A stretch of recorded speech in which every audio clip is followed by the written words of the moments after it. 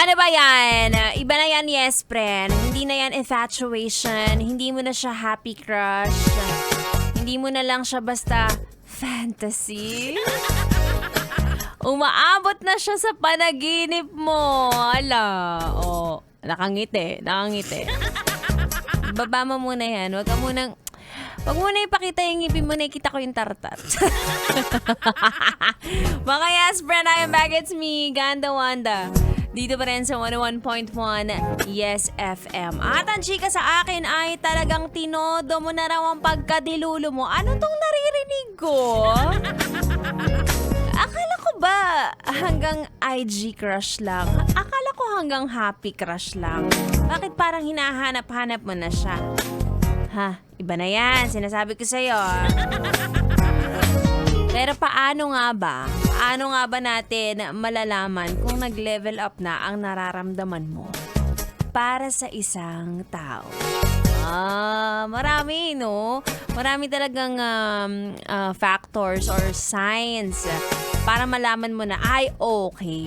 Seryoso na tong nararamdaman ko para sa kanya kahit hindi niya alam. Seryoso na yung nafe-feel ng anek ko sa'yo.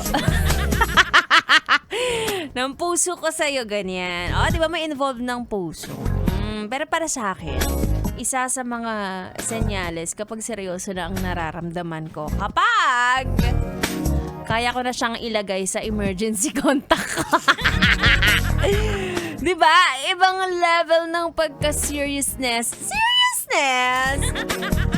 Iba yung level ng trust na okay pag may nangyari sa akin hindi maganda. Siya ang pagkakatiwalaan ko, 'di ba? Para sa akin 'yon. Hindi ko alam para sa iyo kasi para sa iba parang ano lang ay kapag kaya ko na siyang i-post sa Instagram, may mga ganyan. 'Di ba? O kaya kapag kaya ko na siyang ipakilala sa mga kaibigan ko. Mga ganon. Sino ba yung mga kaibigan mo? O kaya kapag hindi ka na nahihiya, alam ko isa rin to kapag hindi ka na nahihiya na ipakita yung dragon mo.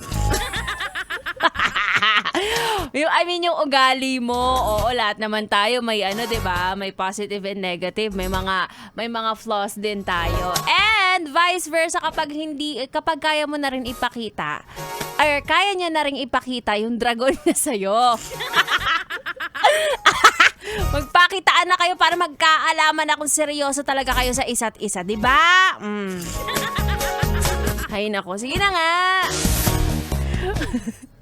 Natawa ako sa mga dragon na yan kasi ako rin nagpakita rin ako ng dragon pero natakot siya, ganon. Oo. Anyway, eto nga mga kasama ko mamaya. Try natin, baka ipakita niya rin ang dragon niya sa akin.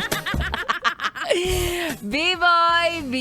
Tuloy-tuloy ang ating tugtugan. Dito lang sa 101.1 Yes FM Solid. Dix.